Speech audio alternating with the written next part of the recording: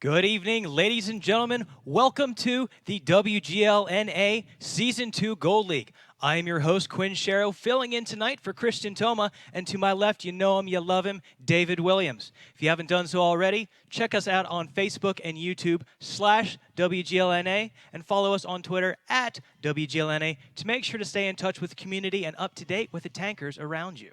While you're at it, be sure to type in battleviewer.com for a better viewer experience with the same exact Twitch chat that you know and love, plus easy access to our YouTube, Twitter, match listings, match standings, and now that we're in the regular season, fantasy. Absolutely. So let's go ahead and dive right into some of these changes that we're seeing in Season 2. Now, this season, we've allowed Tier 10 tanks. We're using a 768 format, which means 7 tanks on each side, up to 68 tier points, one tier per tank.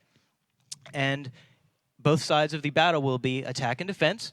Yep. And we actually have a slightly different map pool this time. Can you tell us a little bit more about that, Dave? Sure, we're bringing back a lot of the same maps that you saw last season, with the exception of Lakeville. That's gone. Not going to see that anymore. Not going to miss which I'm it. sure plenty of teams are pretty happy about.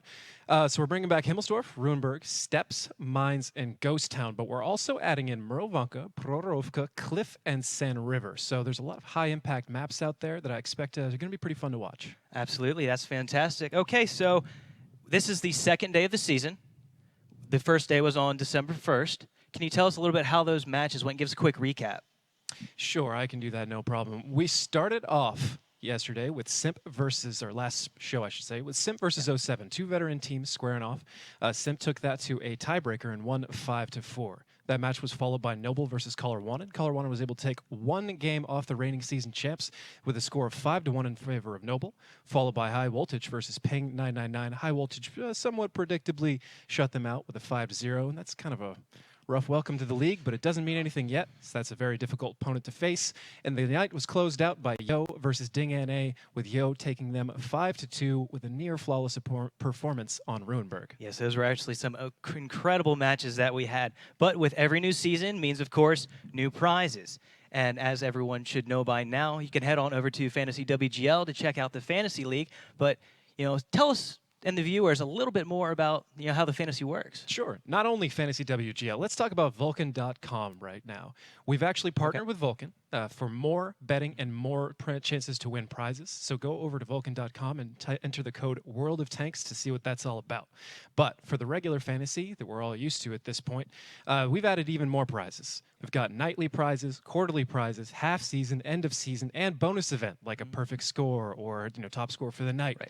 There's a wide variety of prizes from that. A trip to the finals, custom gaming chairs, in-game gold, in-game premium tanks, in-game premium itself for both the individual and the clan. So there's absolute mountain, and you do not want to miss out on fantasy this season. And you were mentioning the premium tanks. That you're talking about the Hype 59, right? Yeah, of course. Oh, I can't wait to get my hands on that thing. Everyone But wants it. okay, getting into the 8 teams we have competing for you tonight. We actually have High Voltage versus the Simple Tankers, Yo versus Noble Gaming, Caller Wanted versus Aquatic M60s, and Ping 999 versus the Googly Bobbles. But before we go actually getting into that too much, let's touch on our fantasy picks. Now, as at the bottom of the screen, you can see that I have picked Akula to be one of the top performers. What about yourself? I think a lot of people out there are picking Akula this time around. He's the #1 in points last season. He's been doing even better in Season 10, or at Tier 10. So I expect him to continue raining points. Ox Mathis is another great choice. He's now out of the artillery. So anytime High Voltage plays or Noble plays, those two are some of my main go-to picks. I think this season it's going to be very important to pick the right player, not necessarily the right team. Okay. Because now that there's more hit points on the field and more DPM, the point differential is even bigger. Okay. Where a top player may have scored 300 points last season, they'll score over 400 now. So I think there's going to be a lot of chaos in the brackets this time around. All right, so back on tonight's matches. We've already slightly touched on those, but we'll go over them again. It was High Voltage versus the Simple Tankers. Second match is Yo versus Noble. Third match is Caller Wanted versus Aquatic M60. And we'll finish off the night with Ping 999 going up against the Googly Bobbers. Now, out of all of those matches, which ones are you most excited for? That's definitely going to be High Voltage versus Simple Tankers. Okay. Now, we covered this last season, and in case, before we keep going forward, if you don't know who Simple Tankers are, they are Synergy from last season. They're going back to their previous name of Simple Tankers they've used since Season 1.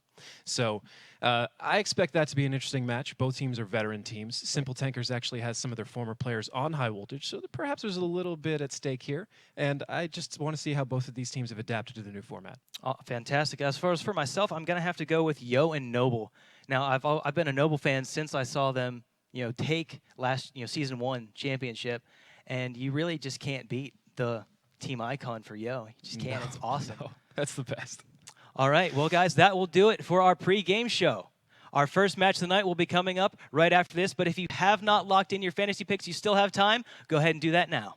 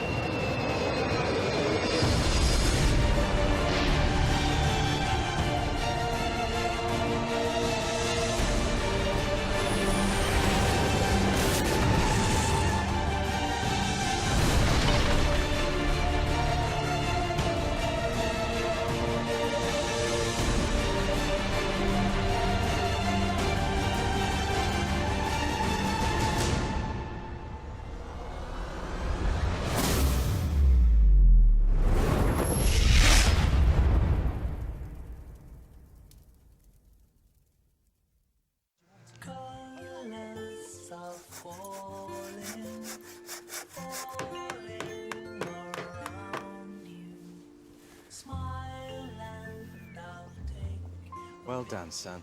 I'm really proud of you. Thanks, Dad. Your approval means the world to me.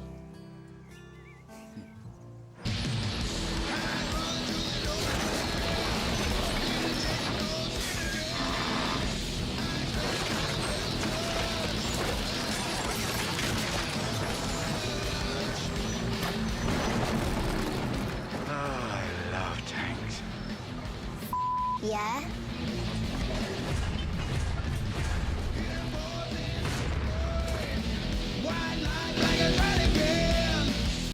Welcome back, ladies and gentlemen, again to the Season 2 Gold League of the WGLNA. Go ahead and follow us on Facebook and YouTube/WGLNA, and go ahead and follow us on Twitter as well to make sure you stay update with the community around you, as well as answer our question of the day. Which is, which player do you think will earn the most fantasy points tonight? Now, based on the picks that I've seen on your fantasy draft, what do you think? I'm probably going to go with actually Ox Mathis today, Ox Thief, because he's playing against an opponent, a veteran opponent, so there's a very good chance that it's actually going to go fairly long. But apparently a lot of people think Akula. What do you think? Actually, I'm going to have to go with Dodoma on this one. That's like another good choice. even though Akula is my top pick, a lot of the matches that I've taken and sat down and watched with Dodoma playing, I find him in very good positioning most of the time. He usually lands on on point and has been scoring consistent points so far, last season and into this season. He's reliable. It looks like our face-off is just about ready. Let's go ahead and head over there and get to these guys. So we've got Tofu Smurf for High Voltage and Jay Smooth for Simple Tankers. Gentlemen, how are you doing tonight? How are you? How are you guys doing tonight? That's not what I asked, but we're doing great. How are you? Okay, Smiles fine. on the face. Okay, fine. All right, Started off awkward, boys. Yeah, Let's all do right. this. So High Voltage, I'll go ahead and start it off. What do you think is going to be the toughest part of Season 2? Well, I'd like to ask you, Quinn, what do you think the toughest part of Season 2 will be for us? Wow, here we go. Putting me on the chopping block already. Well, fantastic. They have planned this already. They certainly have. Well, I mean, after watching you guys do really well in the finals, I was here for that match. I think the biggest challenge throughout Season 2 is going to be everyone adapting to the the play style, because a lot of these newer teams seem to have sometimes pacing issues, at least from what we've seen so far. And I could be completely wrong, and correct me. I personally think it'll probably be dealing with these kind of captains on face-offs that like to get cheeky with it. So let me start off with the first question for you, Tofu, which would be, do you think that Tofu Smurf looks more like Sela or Tofu Smurf? What do you think, David? I think he looks more like Sela. Thanks for asking. That's exactly what I wanted to happen. Fantastic. Okay, so over to Simple Tankers. Same question to you. What do you think is going to be the biggest challenge in Season 2? Oh, the biggest challenge in Season 2 would be dealing without Toma tonight. I don't know what we're going to do. How are you guys going to deal without Toma tonight? It's looking wow. pretty rough, but we're going to do our best to make everything work out for you guys. You guys are spicy tonight. All right, Tofu, do you have any words for J Smooth before we close this out? Just have fun tonight, Jay, and still love you. All right, well, that is it for... Do you have a response? J Smooth, do you have any response for him? Yeah. Oh, I always have a response. I just want to say it's always good to see this guy on the other end. I wish he was in RTS instead. But I do have to say, you are so nice. It was noble of you guys to give up the championship last season. But hopefully this time around you guys can pull it off. But start it next week, not tonight. All right, well, on that note, we're going to have to close out and let you guys get ready for the match. Absolutely. High Voltage See you and... in the danger zone. All right, that was High Voltage and Simple Tankers. We will be getting to that match in just a moment. Now, Just wow. really just Thank you for throwing that, us gentlemen. right at us from the start, really. I know, it's like they heard you're going to be on set and they decided, let's make this as hard as possible for the new guy because, it's not, this is obviously easy, right? Yeah, sure. Thank you. Yeah. You. I like to be kept on my toes. And you can always rely on J Smooth for that in particular. So, Absolutely. get into this actual match. It's going to be, as we discussed before, High Voltage versus Simple Tankers. It looks like they're going to be starting out on steps, which is it's interesting. I mean, High Voltage, they were the ones that ran the cheeky mouse strat on steps last time. It looks like they will also be on defense this time. So, I'm interested to see if they bring it again, but I don't think that's necessarily going to work against a team like Simple Tankers. Mouse strat really, really had me going. I thought that was extremely clever. And actually, let's go ahead and just take a quick look at the rosters. Out of everyone we're looking at, who stands out to you? Well, both of these teams have a lot of all-stars. Let's start with Simple Tankers. Pub Whisperer, Stern Pride, and Zakumi are typically some of the ones that I kind of think are standout players. Obviously, Executus and J Smooth are also long-time standout players, but I always like to give a little bit of a shout-out to Zakumi because his particular job, and I don't think he's playing tonight, but his particular job is usually a thankless sacrifice role, and he does it quite well. I'm not being cheeky here. I'm not making a joke. Like, it's actually what he's supposed to do. For High Voltage, right now so far it's been Bird Thief and Ox Thief are kind of the two standouts, so I'm interested to see if that continues going forward or if Arclit can put up a whole lot of damage as an artillery today. Okay, yeah, that sounds absolutely fantastic. So, is there anything else that you'd like to comment on before the match starts? Do you think that High Voltage is going to be able to take this from Simple Tankers based on how we've seen them play so far? Well, I would answer that, but we're getting ready to start the match, so I think we can go and check out the tank listings. Yeah, let's go ahead and head over for to sure. tanks. For High Voltage, we have two E5s, a Batchat, two Object 140s, and an Object 430, along with an RU-251. For Simple Tankers, there are two E5s, an Action X, Leopard 1, two 140s, and an AMX 1390. Okay, and it looks like Simple Tankers are going to be taking the western route towards the 1 cap. Now, is there any strategic advantage on this map to choosing the 1 or the 2? Right now, I'll touch back on that right now. It looks like High Voltage is preparing to do the boost that we've seen a dozen times before. They're going to shove Angry Guy in his RU-251 up there. It's a nice little fallback position that'll prevent them from being pushed on in this area. One thing to note is they do not have an artillery this time. They didn't bring the mice. So obviously they're trying something. This is what I expect would probably be more of their standard meta as the season goes forward. But to touch on your question specifically, there's a lot to gain from the northwestern area. It can kind of help contain High Voltage and make sure that they're not able to leak out and grab some positions along the D line that can make the eastern push difficult. But I wouldn't say there's any part of the map that's particularly special. You typically have to swing side to side on steps, provide some sort of pressure in multiple places to create your opening, because assaulting on steps is one of the harder maps out of everything. Okay, so attackers are at there are these short short stick in this situation. Now, getting that boost early on, is that going to make this one cap extremely hard to hit? The one cap will be, that tank cannot hit it, but what it does is it prevents anybody who is attempting to push into the eastern side from having safety. They can't really hide behind any of those berms, but we do also have another boost coming out from Simple Tankers. They are pushing Coffee Thief. Wow, you can see the relationship between these two teams already. They also went with at least one person with a Coffee or a Thief name here. So, Simple Tankers pushing their Leopard 1. That'll give them some excellent angles to fire in behind the berm area where both the E5s, Ox Thief and Arclet, are for high voltage. If they can get it up there, that should help them dig that out and actually open up the one cap a lot. So this is going to be interesting. Previously, this was something that was a very big risk to do, and it still is, but for some reason, Simple Tankers felt that they had the security to do it. It looked like they spent a long time scouting and making sure that high voltage was busy. Perhaps they have additional information on high voltage, knowing that high voltage would be boosting in this situation. It would not surprise me if these two teams practice against each other, or if this is just something that's been going on. Either way, something prompted Simple Tankers to take this position, and it could be the key to the north. Now, it looks like Simple Tankers are, they boosted Coffee Thief up to the top of that hill and are starting to circle around for a different approach. Not a shot has been landed on either side, just some blind fire going off the one cap. We have 5 minutes left. They still have plenty of time to set up a position, but where do you think they're planning on going? So typically what they do on this kind of map is create a pressure situation on the one cap that forces the defender, in this case high voltage, to poke up over this berm and try and reset them. We discovered this, or we discussed this last time about how it's actually easier to reset now than it was before in this cap in the previous format. Ox Thief already taking a lot of damage. At least one of those shots looks like it came from the Leopard, or at least the Leopard fired in that general direction. Ox now knows that Coffee Thief is up there, and he's going to have to try and readjust his game plan or find a way to make sure that Coffee Thief's damage doesn't matter that much. If Coffee is the only one who can shoot him, it's still worth it to regulate that cap. He just needs to make sure he's not getting shot by a lot of people. But that hatch on the E5 is not necessarily safe on these hills, and I would be very scared to sit still for even a second over here, as that I could hit that shot. You could hit that shot very easily. Anybody can hit that shot. And another 388 coming out from Coffee Thief.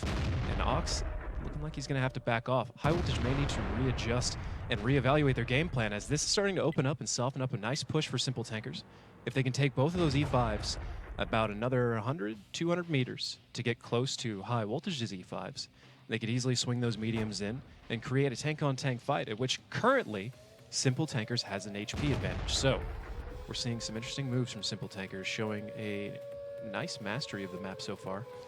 Absolutely. Curious to see if they can pull off that boost on a regular basis, or if this is kind of a one-off experiment. Now, could this be one of those situations where it's still early in the season, the teams are, trying some new things just to see if they're going to work still? Absolutely. This is the kind of thing that a defender will usually take a moment. Jace getting reset there, a little bit of damage on him. Most of these shots are blind shots, as you can see. Everything is working today, so you will be able to denote who has been spotted and who has not on the mini-map. J-Smooth actually getting quite lit up, even though he is still not spotted. Only one shot left in J-Smooth. This is the problem with the North Cap. There is not much place for you to hide, and a rehearsed team can blind fire into there all day. Pride's going to have to step up to block J-Smooth. It's a lot of resources just for a cap, but 40 seconds left. That is providing enough pressure. Pub Whisperer is going to step on here at the very end. I would not be surprised to see Executus or Coffee step on as well to triple this pressure and force high voltage to make a strong play really soon. So it looks like the battle is actually going to start heating up, because they're forcing them to respond to this cap pressure. And an Unknown One taking a little bit of damage from Ox Thief and Arclet, who are about halfway, about to creep up over this hill. And 9 seconds left. 8 seconds. Wallhacks is going to have to come around this corner to shot for a reset. 5 seconds left. High Voltage has got to do it now, or they will not have time to reset. 2 seconds. 1 second. Wally's got to hit it, reset. and one big one comes out. And actually, you have 722 points of damage going on to Stein Pride, while it looks like some of the team is still... Oh, J-Smooth going down to Arclet, and High Voltage is still sitting up on top of that berm, trading with Simple Tankers. Anchor Guy taking a little bit of damage. The 2 minutes left on the clock. The HP is, there's no significant advantage on either side. Wallhacks managed to push all the way towards that back. Ox Thief taking out Stein Pride. Pub Whisperer getting the last hit on Wallhacks. Unknown One starting to push up into High Voltage, and it looks like they're just they look like since they're playing defense like they should, they're just keeping them off the cap, and now they're forcing Simple Tankers to come to them. Exactly. Simple Tankers is now having to abandon their cap. What was almost glory turned into disaster. They have to push into a waiting high voltage with an 8 hit point disadvantage. While Hacks almost was able to clean all this up, Blue Boys picks up Executus, and now Simple Tankers has very few options left but to assault high voltage directly. With that much of an HP differential, this should be an exercise in accuracy and cleanup as high voltage knocks them down one by one. Unknown One followed by Flak. Now it's just Coffee's Thief and Pub Whisperer holding on for dear life for Simple Tankers, but I think it's safe to say at this point that this is going to mark up a 1 in the high voltage column for wins so far. Simple Tankers will have to recoup and reevaluate what they want to do on the next assault, but keep in mind this season, every team exchanges defense and offense every single match. So it will be Simple Tankers on defense next, and high voltage will have their chance to show if they actually have developed a nice strong break on steps so far, and I think it may be even more difficult at tier 10 than it was at tier 8. Absolutely. So that actually makes it official. High voltage does manage to take the first battle. Now, one of the first things that we noticed, both teams went for a boost. Yes, and it's really, I'm not entirely sure what triggered Simple Tankers to do it, but it obviously worked out for them a little bit quite well. I think they needed to find a way of getting more shots on high voltage to win that war of attrition without having to put so much on cap. If they were able to either put some of those tanks there and block those shots earlier to create more of a pressure situation, or just get a lot more damage in return for everybody that tried to reset, I think they would have been okay. But what high voltage ended up doing there was mostly biasing their tanks into the southern area, where they're able to get cross shots through kind of a narrow valley and get shots into the sides. So they basically abandoned the one place that Simple Tankers boost was meant to counter. Okay. And just rotated someplace else, and Simple Tankers did not have an answer for it. Another wall there, another answer to shoot, maybe another tank in the middle, and that could have actually been a very airtight strategy for Simple Tankers. Before we move on too far, I'll point out that Coffee Thief led the damage there with nearly 3,000 in his Leopard 1. Great. And for Simple Tankers, and for High Voltage, it was Arclit in his E5 with 3519. The next closest was Ant Thief with 2788. Okay, now you mentioned that one cap is extremely easy to blind fire into, and any experienced team can do that all day. Yes. Now, do you think that, being on the opposite sides, they're going to try to have the same approach, or they're going to do their own thing? High Voltage has typically played a more European or Russian style, as some of their players are European players. Arclit has played in EU before. Duck Thief, who can't play right now, is also a European player, and they tend to practice with those guys. So that is more of an Eastern play style most of the time. If they do go north, it usually is kind of to get some rotation and to look for spotting in order to pounce on a unit. But I would not be surprised to see them go hard into the southeast and try and go toe-to-toe with Simple Tankers and rely on perhaps a greater level of skill to win this one for them. All right, well, High Voltage took the first battle. Let's go and head into the second battle and see if Simple Tankers can, manage to take this one out. High Voltage with an IS-4, Bat Chat. Object 140, 262As, an Object 268, and an RU-251. So we've already got a Tier 10 tank destroyer in here. I was hoping to actually see it on this map, which is kind of blasphemy for me because I generally do not like tank destroyers, but it seems to be a great solution, especially to what High Voltage was doing. So this indicates to me they're going to go to the northwest. For Simple Tankers, 2 E5s, an Action X, 2 Object 140s, and 2 AMX 30s. So they're going with the double Tier 9 setup instead of a Tier 8. And is there any specific benefit to doing that on a map Generally, like this? damage per minute. And is it a significant? I mean, is this one of those times when, actually, any time you sacrifice a tank early on in the game, you'll pay for it later. Right, and these are the type of teams that would not do that. They will look for a better strategic option. They're very experienced in this kind of thing. Many of the people on these teams have run strategies like that in the past, and there were times when the format dictated such things. So I'm not going to criticize it in general, even though I'm not a fan of it particularly conceptually. It looks like Simple Tankers was attempting a boost, and now they're scattering away as it probably failed, because otherwise somebody would be boosted. Pretty simple. This is what I was talking about right now, going on over here with High Voltage, of more or less what I expected to see develop.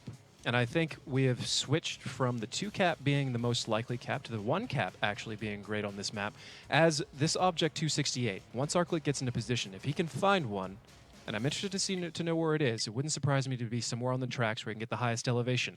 If he can get flat shots into the turrets of these E5s, he will absolutely rip them up and provide great overwatch for anybody who tries to get on cap with proper pressure on the B line and kind of the EF area where the other places where mediums typically reset from. High Voltage should be able to muscle their way in to a cap situation or past it and create a tank-on-tank fight. Arclit is actually pushing further up the line than I ever expected, so think maybe, well, I'm not going to speculate. Might take a left. I'm just interested to see where these players have found to set one of those up, because I'm telling you, we're going to see some magic once it is. So you're saying we should expect to see quite a bit of damage once this starts to heat up, because right now it looks like they're still vying for position, taking their time, really being cautious, because like you said, it's in favor of the defense on this map. Yes, Arclit was not lit, but there was a blind fire in his general direction. Now, Simple Tanker's best option, and it depends. If High Voltage simultaneously puts on cap pressure while also pushing up tanks like Bird Thief's IS-4 with Arclit for the Overwatch, and anybody else they can get in that general area, that would be extremely advantageous. They can create a situation where anybody who tries to reset cap gets shot quite a lot, but they have to put on pressure there. If they do not, Simple Tankers can simply drive away and pull a High Voltage away from Arclit's Overwatch and create essentially a 7-on-6 situation. And we actually have a couple members of Simple Tankers being spotted, as well as Blue Boy's captain from High Voltage, and they're starting to apply some cap pressure. Now, they still have 5 minutes left. They're not in really any rush. Now, is it in High Voltage, or is it in Simple Tankers' favor to just let that tick down a little bit before they make their push, or to try to keep them off, because they still have well over a minute? Definitely. It's always, you can think about it this way. High Voltage is making a play. They're attempting to cap. So the longer that Simple Tankers can make that play last before having to exchange any HP to adjust it is just removing advantage from High Voltage, taking away time that High Voltage needs to make this work. So for right now, they will not put additional tanks on cap. It actually looks like Simple Tankers is spending a lot of points, 18 in total, to send both AMX-30s around for a flank. They will encounter either wall hacks or Ant Thief, most likely Ant Thief, once they make it all the way around, unless Wally gets lucky and spots them, which would be huge for High Voltage and would help him balance that fight in favor of High Voltage. But if Ant Thief gets caught alone, this could get really nasty for High Voltage very quickly. And we have High Voltage actually taking some pop shots at Flak and Unknown, but not really a whole lot of damage. I mean, Flak has taken just a little bit, but they continue to shoot, and it looks like they're just trying to make a distraction for this flank in the back. There we go, Ant Thief taking 2 shots from J Smooth, the Coffee Thief. Coffee Thief starting to get lit up by Wall Hacks. Wall Hacks is now in the fight. Ant on J Smooth, 1-on-1, 724 damage on J Smooth immediately, 402 on Ant Thief. He is now ahead in DPM, should win head-to-head with an AMX-30 without the backup, but he does have help from his friends, and J Smooth will go down. Coffee Thief all by himself will be an easy cleanup, and now Simple Tankers has to group and make a huge push in the north and try and overwhelm against Bird Thief and Arclit in order to rebalance this and recoup the tanks they have lost. Bird Thief is almost alone, but there is an actual serious pain train right behind him with Arclit right about ready to fire on these tanks as they slowly come over here. Our Action X Executus followed by Pub Whisperer and Pride. Bird Thief will be very, very alone here. He will go down soon. It's all going to depend on whether High Voltage can make this worth it. Now, it is a 6-5 fight now, and both teams still have about the same amount of HP, but Bird Thief looks like he's going to go down. Executive takes a lot of damage. Pub Whisperer picks up the kill on Bird Thief. Wallhacks responds by taking out Executus. It is a 4-5 with 2 minutes and 44 seconds on the clock.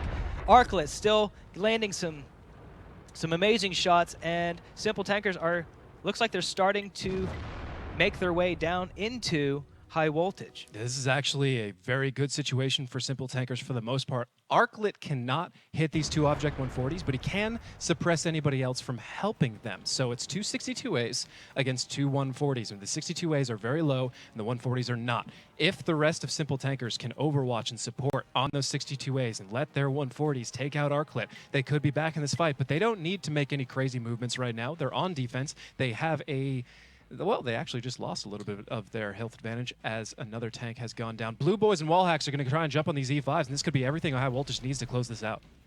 Absolutely. And the Object 140s are going to come back and assist their teammates. Wallhacks taking a little bit of damage. He's got little over a third of health. Blue Boys taking 421, responding into unknown. Wall Hacks taking just a little bit more. He's going to go down soon. It looks like he is the focus of this group. I actually stand corrected. They are focusing Blue Boys captain and leaving, and Stern Pride is the only one shooting at Wall Hacks. Pride's going to try and pick up Wall Hacks. He misses. Now it's Blue Boys all in the open with only 2 shots of hit points left. Plenty of tanks for Simple Tankers can clean him up. With only 1 minute left, it's starting to look like Simple Tankers is going to have this in the bag. I'm not entirely sure. Anthief goes down. That is going to be huge. Simple Tankers now clawing back 1 tank at a time. I'm not sure how those 2 140s escaped Arclit, but Arclit's going to have to come back in and make him pay for it now. Arclit lining up a shot on Stern Pride. He hits it. Ox Thief with the kill shot, lines it up. Blue Boys steals it from him. Arclit's now going to have to go head-to-head and take out several heavies, and they have 50 seconds left. Wally's going to need to get containment on Pub Whisperers. Pub Whisperer's going to run and try and draw this out. Arclit going big boss right in here on Unknown One. He does not have the depression to hit yet, but there is that hatch. And he is reloading. Apparently he missed that track shot right when you're trying to line it up. It's brutal every time. Arclit goes down. Ox Thief and Blue Boys now at a low HP fight against Flak and Unknown One, and this is winding down very clearly now. What was for a moment in the hands of High Voltage is slipping back into Simple Tankers as Pub Whisper and Flak tie this up. Pub Whisper is just going to run away, let Flak deal a one-on-one, and honestly, Flak could win this. It's close. Oh, he's definitely been ammo racked, I think. He's reloading very slowly, and he will go down, but it is irrelevant. 10 seconds left on the clock. Pub Whisperer nowhere in sight. Ox and Blue Boys probably would not have enough hit points to get him as long as he just grabbed a bush, waited for them to come. Not a whole lot they could do, even with an extended moment there. So Simple Tankers ties that up 1-1 against High Voltage. That match went the absolute distance, making this a 1-to-1 fight. Now, we've seen both teams go for the 1 cap. Now, is it because towards the end of season 1, if I remember correctly, getting that boost up on the hill was not supposed to be able to happen? In the Northwest, In the yeah. Northwest. And I don't think it's going to continue happening in the future anyways. I think Simple Tankers either had a very good plan to make sure he got there, or they got lucky to a certain extent. They very likely just kind of scouted a general area and decided to go for it, because it could have been a huge play, and I would not have been surprised to see them win that. The way it works now is the 1 cap is the most predictable situation you can get into for both sides on steps. Once you get into the Southeast, it's a bag of cats. There's 100 different hull down positions. There's all sorts of stuff. If you don't know where a certain tank is, like say that Object 268, you're just afraid all the time, because you will not see him until he hits you for 800 damage, and nobody wants that. That's not what you don't want to turn around the corner and just get shot in the face. In the Northwest, exactly. In the Northwest, if you're a team that can rely on your tank picking and your strategy, then maybe you will try and force a 1 cap situation. You know what the other team will do, and if you have a well-planned answer for it and the right tanks, then you can close it out. And I think in that situation, that maybe a couple little tweaks on High Voltage did, or perhaps a couple little player mistakes, as usually their strategies are very airtight, and it's little things that add up. And I think anybody who's played the game for a while can identify with that. Okay, now just real quick, we noticed that Arclit put himself in that position. Do you think he was as effective as he should have been in that position?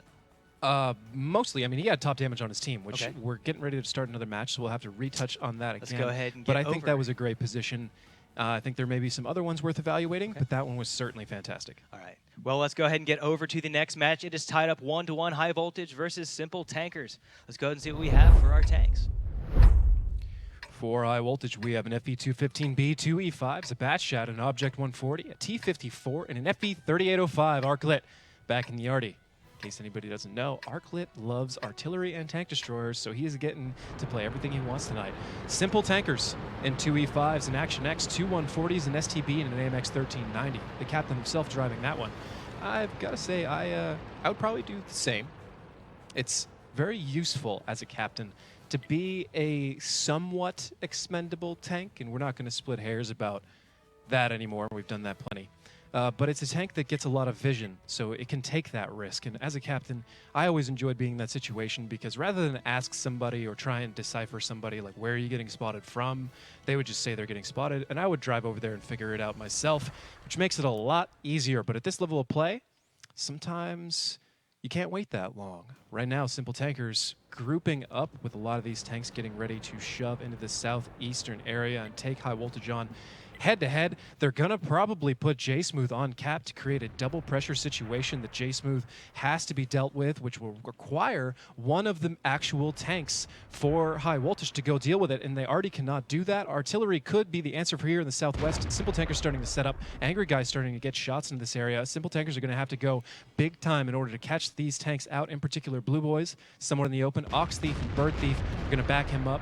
Blue is now starting to hit cover. Angry Guy has shots all day on Coffee Thief. Pride, Pub Whisperer also in the danger zone. Executus, Flack just barely missing, or having a shot missed on them by Arclet. And Thief taking one more shot. Flack and Unknown One playing a little bit of a hull down game. And J Smooth trying to look for his opening in here. Maybe going to shoot into the back and grab that artillery. He's taking it one step at a time, and I think that's what he should do. So he's taking it very patiently, but how effective can this already be, given the rolls of these hills? And it could be huge, but I'm going to have to cut you off there for just a moment. J-Smooth getting a number of shots into Angry Guy, lighting him up. That T-54 is the linchpin of this entire situation. That could have been an amazing pickup by Simple Tankers, but J-Smooth now getting forced out. Angry Guy is still alive, and you do not need one shot left. You don't need a whole lot of hit points to survive there. Just obviously, you just need to get the damage out, but that is so low, Angry Guy can no longer poke, and that is almost as good as having him dead. Just not quite. Arclet, like you were asking, he does have great shots on all these tanks. Wallhacks and Blue Boy is now going to step up, try and save Angry Guy. Angry goes down. Wallhacks gets absolutely lit up by these two, and it's a head-to-head with these mediums in the bottom. And Coffee Thief taking significant amount of damage. They are actually teaming up onto Blue Boys right now. 689 points of damage to Stern. Coffee Thief getting taken out by Blue Boys. Executives coming up to assist Stern Pride to see if he can. There it is. Blue Boys taken out by Stern Pride, and Executives getting, one Wallhacks going down to Stern Pride as well. It's just racking up these points. And with that pickup, High Voltage is going to have to answer. They're sending all of their heavies after these mediums in the low ground. The mediums will not be able to escape. It's going to come down to whether Pub Whisperer can make all this damage worth it. Pride and Executus going to have to try and pick on Oxley as much as they can. They got him into a kill shot area, and now it's starting to overmatch as three more tanks coming in from Simple Tankers to pick on all of these High Voltage guys who are in the lower ground. This should wrap up for Simple Tankers relatively soon. Simple Tankers going to take the first victory on steps of the season, and against High Voltage, no less. Quite an amazing match. Just as we were saying earlier, the 2-cap completely changes how a team is going to play this match. Bird Thief going down to J Smooth. Ant Thief is the only one left. It's 4-1. 4 minutes left on the clock. Yeah, Ant Thief does not have a prayer here. That was, I will not mince words about it, that was impressive. Playing the Southeast is not easy. Now, most of my experience with it at Tier 8. I don't know if it's as hard at Tier 10. Probably. It's relatively the same. Tank heights are a little bit different, more HP, more DPM. So actually, I think you get a little bit more forgiveness for some of the tricky spots that happen in the Southeast. So we may see even more of that, and I hope we do, because it is always an action-packed situation. But I'm just flabbergasted right now. Simple Tankers getting an early lead on High Voltage, and we're already starting to see the effects of attack-defense switching every time, as Simple Tankers have now gotten to answer back very quickly, and that momentum can start building very, very fast. Let's take a moment and let's go to stats here. All right. So we don't have a riot in chat. I apologize. You know me, I only go to stats when it matters. So for Simple Tankers, very nice spread of damage. J Smooth up there, 1976 and a 1390 at Tier 10. That's incredible. That is play of the night so far. MVP for his team would be J Smooth so far. Everybody over 1,000 there. Now, here you can kind of see what went wrong here for High Voltage. Ox Thief, really the only one putting up a whole lot of numbers. Everybody else getting positionally pushed down. It's really the only reason why they wouldn't be hitting those shots as much. Perhaps Arclet was not able to get them held in position long enough for him to hit his shots. Not entirely sure what went there, but you can see he had 1 hit and 1 penetration. That's probably just a module or a track, because he has very low damage here. And 3 splash, so he's getting very close. He's not whiffing them. But on this map, from the angles that he has to fire from, that's a difficult thing. He's on the low ground, and they're higher, so it kind of changes how the arc works. You're not firing from equal level to equal level, so the shell comes in a weird way, a more sharp angle than you're expecting, and it can be very easy to miss due to the amount of drift that all the shots have. And speaking of the artillery that they had, you were talking about J Smooth. He was in that scout tank, and whenever the team moved together, he went straight back there and took him right out. And that's exactly what Jay Smooth was trying to do. But in the meantime, he got a pull up and was able to start lighting up that T-54, which was one of the huge linchpins. Somebody always had to be worried about Jay Smooth. But not only that, they were able to take out a tank. So he's effectively creating a situation where High Voltage is playing up to 3 tanks down very quickly, depending on how you look at it. All right, well, this is our 4th battle on steps. Simple Tankers are in the lead 2-1. Let's head over to the battle and see what we have for our tanks. High Voltage with an IS-4, a Bad Shot, an Object 142 T-62As, an Object 268, and RU-251. Simple Tankers with 2 E5s, an Action X, 2 140s, and 2 AMX 30s. Simple Tankers, very clear display of the 2-tank limit, because they're pretty much jamming in 2 of everything very quickly, with an Action X for a little bit of flavor, and I like that tank. I'm interested to see more of it. High Voltage is going to have to make this count. They have to answer this immediately if they want to continue going. I think Steps is a map that they generally rely on as one of their go-tos, one of their easy wins. Actually, we can see here right now, Simple Tankers going for the boost. Let's see if they're able to pull it off this time. And in the meantime, High Voltage is actually heading back over to that 1 cap to see if they can try to do what they did last time, except mix it up just a little bit. That perhaps. is interesting. So they have a different location to do the boost. I was wondering how they were going to get a tier 9 or a tier 10 up there, because it's very difficult, but they do have Coffee Thief and an AMX 30 up there. That could be everything. It's going to depend on how well High Voltage is able to make them pay for every reset they have on the 1 cap, because the 2 cap and the eastern side is essentially entirely off limits for High Voltage right now, unless they get very tricky with it. Angry Guy doing a little bit of a scouting run here. Classic little check over the top of the railroad. Nothing spotted, so High Voltage can bring up the rest of their tanks. If you're paying attention to the minimap, as you should be, in both games and regular play, as it's one of the most important pieces of information, you can see somewhat of an escort went up here with Angry's RU-251, the 268 and 2 mediums, just there to make sure that if anybody tries to jump on him, they can punish him. Now that they know that he's clear, they're rotating back, going to move to where Wallhacks is, where Wallhacks have been staying on station to make sure that they're still clear over here. So as you can see, this is a step-by-step process to isolate and clear out different parts of the map with as little risk as possible. A 62A and an IS-4 have now worked their way up the middle. This would be an unnerving amount of spread if you did this without the methodology that they're doing it. And now there's only one real issue they could potentially have, and it's exactly where J Smooth went.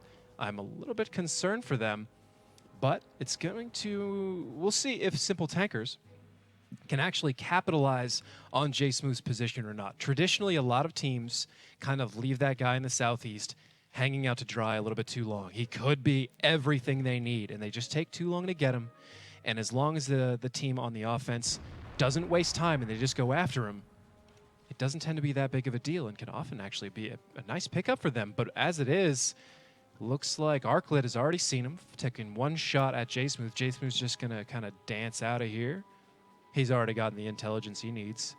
Nothing super drastic happening so far. And he's paying for that intelligence, taking him down to half health. But there you go. This is one of those situations where if you're going to lose somebody to scout, it was worth that information? Yeah, in this situation, it was not worth the information. Okay. But it was potentially worth shutting down their ability to move into the southeast. So that's one of those situations that I will often just describe as complicated, because it depends on the goal of the offense as to whether that was a great play or not. If the offense had never intended to go into the southeast completely, then J Smooth just lost half health for relatively weak intel that is now very stale and unreliable, as those tanks can be not anywhere, but in a wide variety of places right now. One thing I want to point out is Arclit's position over here is a beautiful spot for shutting down anybody who wants to reset the 1 cap from the middle position in the east that the mediums usually go to. So I'm going to fly right here. You can actually, let's turn on the lasers. Right about there, if you follow that line, it's right about where a lot of the mediums set up to get those blind shots into the cap. So Arclit and High Voltage have a relative answer. Actually, it deviates a little bit over here, but he has that shot as well. So they come into this general area. They fire diagonally right towards Angry Guy in the corner of the cap, as you can see right now. So Arclit will be able to punish them for trying. Wallhack's taking Arclit's old position where he can punish the E5s for trying to reset. And High Voltage is running a basic strategy that has been known in the past as kind of a spread offense or a push-up offense, where you kind of move into a position and now you make the defense deal with you. All right, and we actually have Angry Guy pushing in the RU-251 onto the cap to see if he can get some pressure.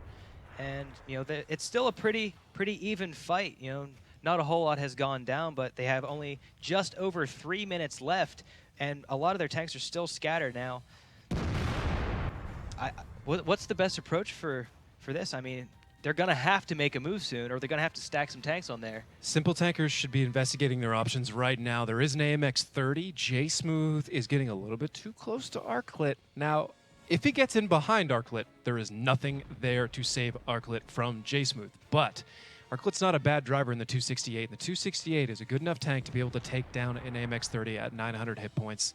As long as J-Smooth makes one mistake, and that is easy to do in this situation. So Arclit has a lot of hills he can gain momentum on and do some tricky things. And that, if you don't understand what I mean, it's very easy to get around a tank destroyer when he can't traverse fast enough, and you kind of get behind him and start doing damage. Now, most of the time that's easy, but if he's got a hill, he can actually drive down it, and your entire estimation of his speed goes whack. But Pub Whisperer, Coffee, and Stern Pride are going to have to go over the hill, and they're taking a lot of damage for High Voltage right now. And Wallhack's taking over 1,000 points of damage. Simple Tankers just focusing him. He's trying to back up. Will they be able to get him while Angry Guy and Oxyf are on the other side of the tracks trying to give him some assistance? Wallhacks looks like he's going to be going down. Can he trade enough damage to make his death worth it? Coffee Thief managing to pick up that last hit on him, making this a 7-6 fight now with predominantly healthy tanks on both teams still. It's still somewhat in Simple Tanker's favor, but it's not over yet. All three of these mediums are stuck for Simple Tankers. High Voltage does have great position to start whittling them down. Coffee Thief will go down soon. Unknown One being shoved away by Ant Thief. The rest of Simple Tankers is looking for an avenue in here. You can see it as they wiggle around shopping for those shots. But Angry Guy and the rest of High Voltage in those mediums down there are just blind firing and lighting them up. Ant Thief takes 1276. That could be everything that Simple Tankers needs to break free of the situation and save Coffee Thief. And will they be able to pick him up? Will Coffee Thief, and there's 3 team members. We still have Angry Guys supporting him and Ox Thief supporting Ant Thief as well. But tucked up in those mountains, it doesn't look like they can get some very good shots on him at the moment. No, he's basically hulled down. He's very difficult to shoot. And all the tanks that were focusing on him are now being engaged by the rest of High Voltage. Blue Boy's captain picking up J-Smooth very quickly. That's a 3-on-2 situation up there. And the rest of these mediums for Simple Tankers are going to have to win their very awkward fights from poor position and poor outnumbered hit point tanks. Angry Guy picking up Stern Pride. That could be everything that High Voltage needs, but Angry Guy got one more shot on Coffee Thief. If he gets him, this might be High Voltage's game. And it does. Let's check out your computer. 5-3 tanks still with, you know, just some deaths going back and forth. Ant Thief about 1 hit away. Ox Thief about half health. Angry Guy and actually the rest of the team for High Voltage is going over to help their team fight off the rest of the Simple Tankers. There's only 2 of them left. Executive looks to be making a run for it. Flak will be going down. It is a 3-on-1 in the T110E5. And here are the dreams of getting a 3-1 lead on High Voltage, slipping away from Simple Tankers. Actually, only 2 seconds left. Simple Tankers will extend this another time. Oh, wow. That is wow. Huge at this point in the game. Wow. On the number 2 team in the league. Absolutely. That was an incredible thing. I actually wasn't not even paying attention to the clock because there was just so much going on there at the end. It's easy to miss. It's easy to miss, even for a veteran player. Although, you know, the interface that we're looking at is not the one that I'm used to. The time goes in the north. I want to call it the northeast corner. That's how accustomed I am to this game and looking at mini maps and whatnot. Top right, northeast, same thing to me. Yeah, absolutely. So Simple Tankers and High Voltage are now tied 2-2 going into the second map. That is just crazy. And we're leaning into Hemmelsdorf, it looks like. Now, I don't know. Traditionally, I might have said that this was a High Voltage map, but they didn't really do so well against Noble on it. Obviously, not necessarily going to say that Simple Tankers is Noble at this point, but then again, I wouldn't have said that Simple Tankers was ready to play with High Voltage at this level, and they have a huge lead on them already. And that is nothing. That's not small at all.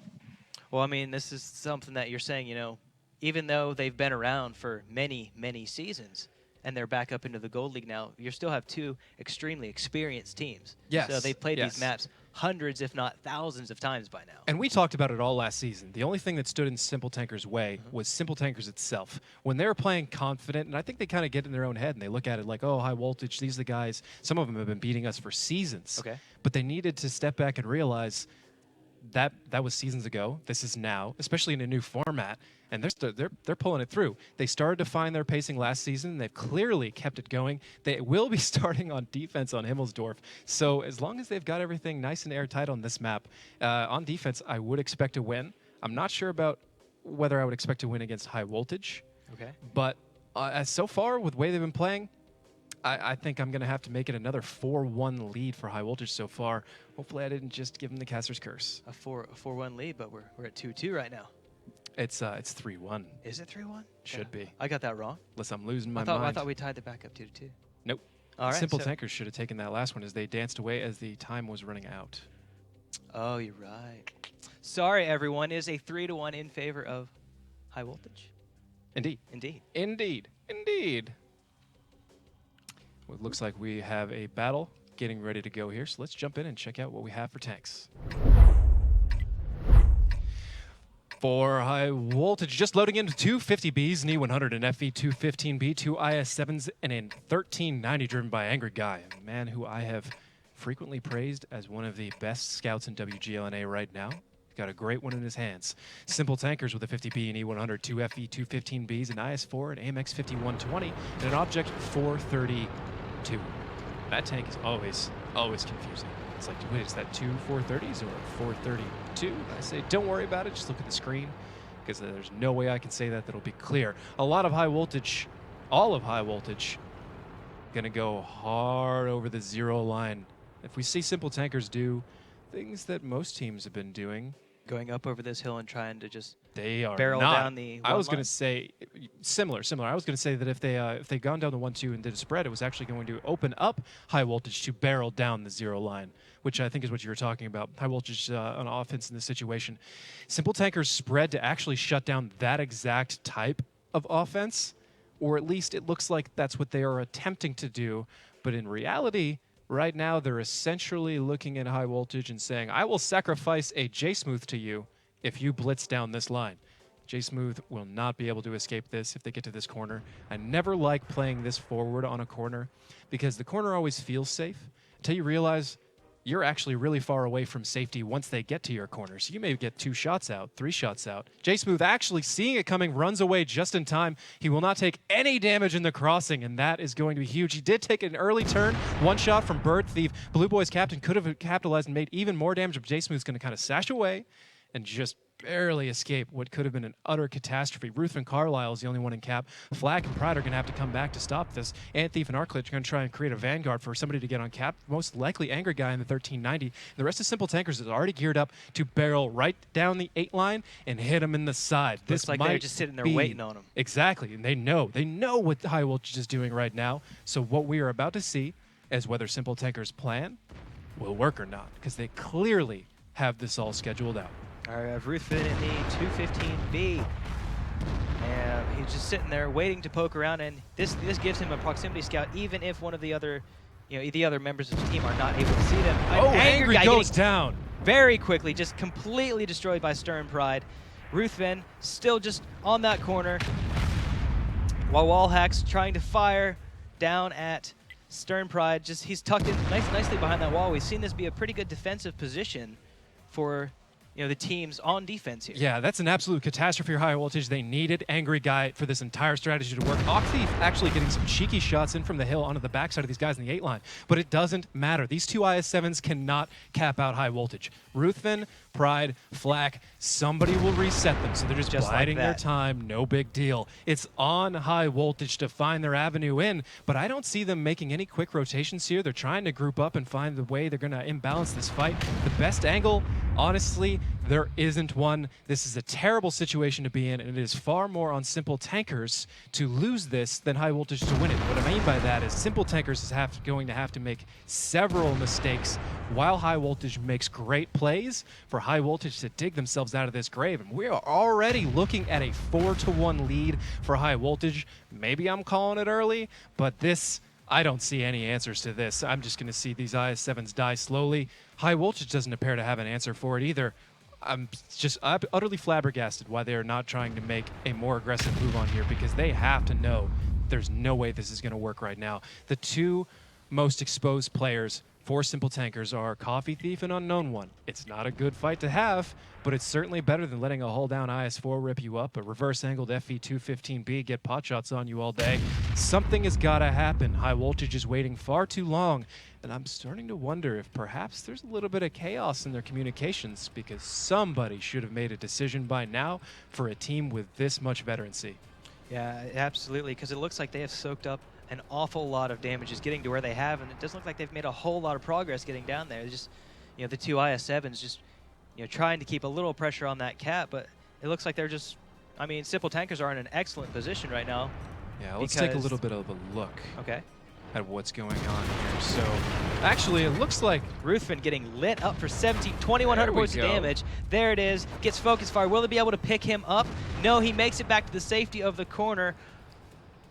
They can rotate him out, put in somebody else. So apparently, I read this a little bit wrong, and I'm not sure whether I agree with this at all, but that 1390 was sacrificed to create a little bit of a guard for Arclit to reverse angle in this situation. Now, it's hard to shoot him and do damage here without firing HE, so he can be tricky to reset, but I'm not sure I'd be willing to waste so many points for this kind of strategy. Simple Tankers doesn't have to reset for another 70 seconds, and they do this 2-3 more times, and this match is over. Absolutely. Completely. Less than 3 at this point. And they still have closing it on 2. They still have every single one just waiting. Yep. Pride can come out of the window and take the corner if he needs to. Flat can sacrifice his body for the win for all it matters at this point. All Simple Tankers needs to do is take this down somewhere below 40 seconds, 30 seconds, or however long it would take High Voltage's team to cap, and then just send J-Smooth at the fastest tank the other direction. And we're running out of the time, or the way past the point of no return for High Voltage to make a more bold move in this situation. Looks like they're going to try and step Anthief onto the cap as well. But their entire game plan right now is hoping that they can just soak up some damage from Simple Tankers, equalize this hit point fight. But positionally, this has been over for a long time. I'm a little bit hesitant. Actually, Simple Tankers making somewhat of an error here, or not. It depends. It really depends. I mean, there's a 50B and an FE215B here. I'm not entirely sure what they're going for, but they can gag out Anthief. It could be over right now. That shot misses. Anthief goes down by Coffee Thief. Unknown One and Coffee Thief are going to get pushed on by the rest of High Voltage. J-Smooth and Simple Tankers are going to need to step up to create more of a fight here in the A-liner. It could tilt very, very badly. Executus going to have to lock out Ox Thief or deliver this damage onto Bird Thief and close this out as the fight just keeps on going. Arclit still trying to cling to those points. Unknown One going down by wall hacks. The fight is evening up. Simple Tankers only ahead by 500. Make that still 500 as both teams go back and forth. Bird Thief picking up Coffee Thief. Executus running away, taking a lot of damage from Ox Thief, wisely waiting for those shots. Executus is on fire, but his fire extinguisher puts it out. Ox Thief goes down to J-Smooth. Wall hacks and Bird Thief gonna try and capitalize on J-Smooth. Flak's gonna start running away. 1 minute and 16 seconds. This has started going back on Simple Tankers as they are running away from the cap, and there is plenty of time left. Stein Pride picks up Blue Boys, and most action-packed, intense moment as Wall hacks and Bird Thief starting to close in on Pride. If they can get all the way over there and take him out, there is enough time left for High Voltage to cap. Executus, one of the last guards for Simple Tankers, going down, and the Object 430 over here is far too far away from this fight in order for them to win it. There's still enough time to cap. If Simple Tankers can keep Pride alive, then they have a chance here, but if Pride goes down, it is all over. He needs to bide as much time as possible and get these resets. Any single one of them. He has enough time for one more before this goes down. 8 seconds. He has to hit this shot, and there it goes. That is the match. High Voltage is going to take this and close this out 3-2. 2 seconds left on cap. 1. Is it going to extend? No. Time. Pride gets his shot. He doesn't get the reset anyway. High Voltage picking up that win. Wow. Wow. Pulling that out of the fire. I mean, they exercised an awful lot of patience. would this be a situation where they knew that they suffered too much damage early on, and they were just going to say, hey, we're going to make you come around this corner first, because a lot of times people don't have the patience to wait. Yeah, I mean, yes and no. I'm saying I'm sure Yes that and- these yes and teams no. have, I'm sure these teams have enough of. You could step back and look at this and say, well, you know, all you need is patience to get it out. Right. I'd step back and look at this and say, look how close that was. Yeah. And the only reason that whole situation opened up is because they got a volley of great fire on an FE215B all at once, and then Simple Tankers made the first move and gave them the opening back. Had that played out and Simple Tankers done nothing but wait, I think they would have had a better chance of beating High Voltage there. Now, either way, there's a large amount of random in this, whether you're going to hit the shot, you know, because, Okay. and I'm not talking about RNG exclusively, I'm talking about knowing when somebody's going to poke out. Some of the tanks they're firing, like an E100, you kind of have to lead them a little bit because the shell is very, very slow. Right. Heat shells of the E100 are a very low velocity gun. So there's too many variables in that, too much room for error for me to be comfortable with that overall strategy. If that's what it worked for, if that's what they like to do and that's what works for them, and most of that was actually going wrong until it went normally, Yeah.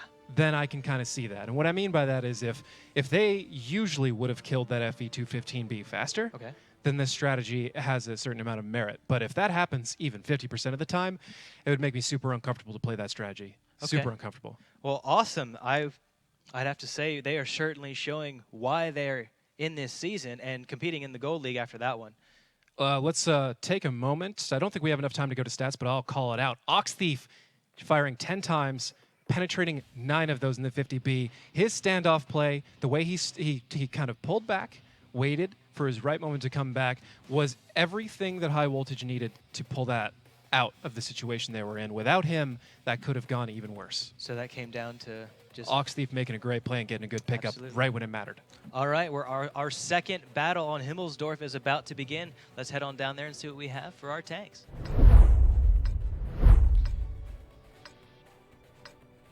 Looks like we've got for High Voltage 2 FE215Bs and IS-7, a 183, an E3, and 2 ST1s.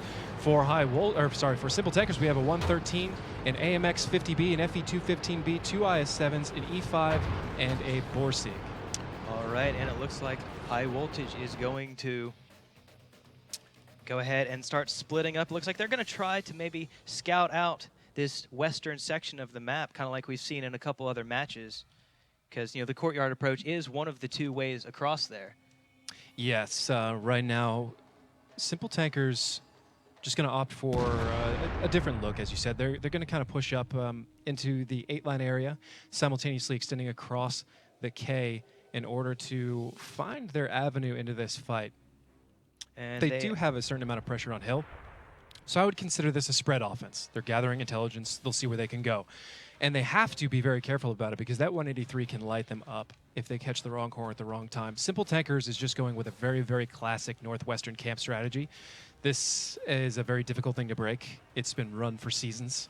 And it's a big problem now with it compared to 2-3 seasons ago is actually in the corner of the 2 cap. There's now an area where tanks can go that can't be fired on from where high voltage is now. So High Voltage has to have a plan for getting underneath and digging that tank out. Would not surprise me if the ST1s or STIs are there for exactly that. They are a vicious hull-down tank. They're very difficult to penetrate from the front. And so far, both teams just looking at each other, trying to figure out where they want to go. For High Voltage, that's obvious. Nowhere until they have to. For Simple Tankers, it's wherever they're going to get shot less getting to the 2 cap, because with 2 tank destroyers out there, 1 cap is pretty much off limits. Well, that's actually something interesting that I've never seen anyone actually go for the 1 cap. Can you explain a little bit about why they wouldn't do that? It happens occasionally, and it's not a good cap by itself. It's wide open. It's very difficult to attack. In order to make it work, there's a lot of other steps to get to that point. And all of those steps are intended to drag a team one way and then make them cross back across fire, that kind of thing. So it's difficult. So most people avoid it. The 2 cap is just genuinely easier. So right now, gonna have to look here check out what's going on with Arclit and Ox Thief and see why these positions are so terrifying. And that's a 183 in that window. That is my nightmare right here. That can do over 1,000 damage if it hits you in the right place. With the right shell, it's not exactly reliable, but it's mean. The E3 is a whole different beast. If I had to choose which one of those tanks I would rather fight against, I'd rather fight the 183, as the E3 is just vicious in close quarters, cranks out a lot of damage. Not as high alpha, but its DPM is unreal. Coffee Thief stepping up onto the cap here in the corner. Woltage taking a shot from J-Smooth up on the top of that hill. But it looks like the majority of Simple Tankers have crossed the courtyard without suffering a whole lot of damage. So this gives them a good shot at getting this 2 cap. This is in terms of, when it comes down to fighting this out. Yes, the Borzig J-Smooth on top is here to lock down that D-line to make sure that High Voltage cannot drive down it. The problem with that is he can also be blind fired. He is a lower profile tank, which means he also does not have as much depression to fire from that position, but perhaps his lower profile will give him some good shots in there. He needs to stop these tanks from coming down and getting in behind Coffee Thief, Unknown One, and Flak. However, they are already expecting this, as Pride, Pub Whisperer, and Executives are going to come around and trap Ant, Bird Thief, and Wall Hacks in the wrong position. If Simple Tankers does not step up with the rest of their unit, it will be an overmatch, but Simple Tankers is creating a two-pronged situation. They're going to force High Voltage to fight them, or High Voltage is going to force Simple Tankers to fight them head-to-head, and the action is already starting to pick up here on both sides of the cap. And it looks like Ant Thief is going to be the focus. First one focused down, Executives and Unknown are going at him. It is Simple Tankers they have High Voltage on both sides. Arca going down to Pub Whisper in the AMX-50B. Angry Guy picking up Unknown. Executives trying to pick off Wall Hacks, trying to save his teammate. Flak trying to cut around that corner to see if he can, compose himself. And Wall Hacks getting taken out by Executives. Blue Boys Captain picking up Coffee. The Angry Guy is extremely low, down to one hit point. It is a 5-on-5 fight. About 3 minutes left. Moments left until Pub Whisperer loads, which could make a big difference in this fight, but the two FE215Bs have plenty of damage, plenty of DPM to make sure Pub Whisperer dies, so they need to take him out before he vents his clip, or this could be a big deal. Ant Thief going to get flanked, potentially by Pride or Flak. They could step up. That would be a risky play. Ant goes down to Executives. That's a huge pickup. Bird Thief going to get a first shot, taking out Executives. Blue Boys and Ox now in an awkward fight with Pride, Flak, and J-Smooth coming in from the side. It is a 3-on-3 with Simple Tankers in slightly superior position. However, High Voltage is going to get a nice pick, perhaps. Flak? No, he's going to escape.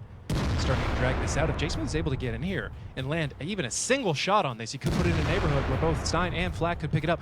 Stein's actually bleeding a lot of hit points. Flak, both of them not necessarily getting in focus fire. Bird Thief's going to come around and solve the situation. It could be two tanks going down here any moment now, leaving J-Smooth 1-on-3. Flak getting picked up by Blue Boys. Pride trying to hold on for dear life, waiting for J-Smooth to arrive and help him out. One shot taken, one shot bounce. J-Smooth gets to pick. Pride, low roll on Blue Boys. 410, 460 on Pride. 460 taking two shots to finish him off. Smooth's going to get another shot in here. He will have enough hit points. If he gets this one shot, one kill right now, then it's low. 451. There it goes. One single shot away. And now it is all tied up. High Voltage barely bringing it back. Wow, making that a solid 3-3 match. Now, we saw the courtyard push, which isn't, too uncommon to see on this map, but they got over there with plenty of health, and they tried to close in, taking down, I think it is the 7 line, or the 7A line. I know 7-8 what you're line. talking about, the northeastern corner. Yes, and it looks like they had them, but they just didn't capitalize on having them there. So at Tier 8, it's very easy to look at those positions and go, this team's got that team. Okay. At Tier 10, not so much, because all you can guarantee is there will be a fight, and then it really depends on player skill. And we've talked about this last show. There's a different type of player skill at Tier 8 versus Tier 10. Tier 8 is more about knowing what to do and when, and Tier 10 is a lot more about knowing how to play your tank. And I honestly love both, and I think having both is great. And in this situation, and it still does matter, both do matter at Tier 10. So say, for example, you have, two E100s versus one E100. Well, that one E100 could survive. Okay. If he has the right wiggles and he's able to make those shots bounce, he could kill them both. It's not likely at this point, but he could win it.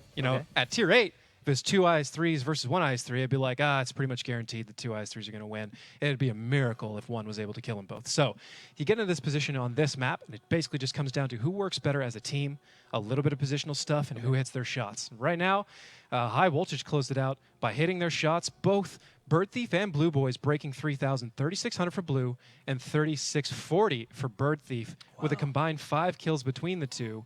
And that is just, that's crazy. J Smooth and a little bit of damage rolls there, and that could have been a different game, extending the lead to 4-2.